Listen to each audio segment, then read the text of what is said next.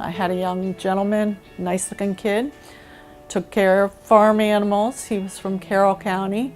A goat jumped up and hit him in the face and broke his front tooth in half, and he had been walking around like that for about 2 years. So we fixed his front tooth with him, and the happiness shining from this guy's face, grinning from ear to ear, was unbelievable. And the first thing he said was, "Now maybe I can get a girlfriend."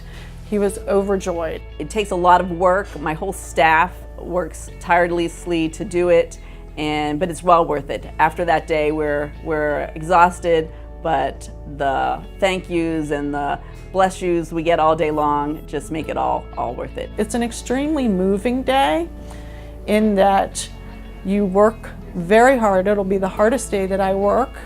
We'll see more patients than we have ever seen in one day, but every single one of them is so grateful and so thankful that at the end of the day, after the first year when we asked our staff, I couldn't even get the sentence out of my mouth. Do we want to do this again?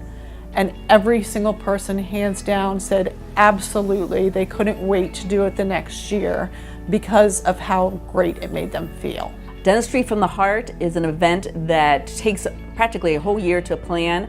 And what it does is provide dental care for those people in their own community who are in need, they're underinsured, they're in pain, they desperately need dental care. This will be our 4th annual Dentistry from the Heart event.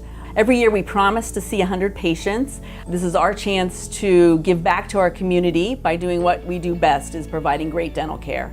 On Saturday, September the 17th. Registration starts at 7 a.m.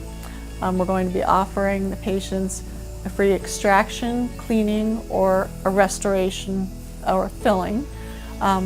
It is for anybody who is in need, underinsured, underpaid, in pain, anybody who needs these services. We will be here all day, guaranteed to see the first 100 people. For more information, you can go to our website, which is www.rzdds.com.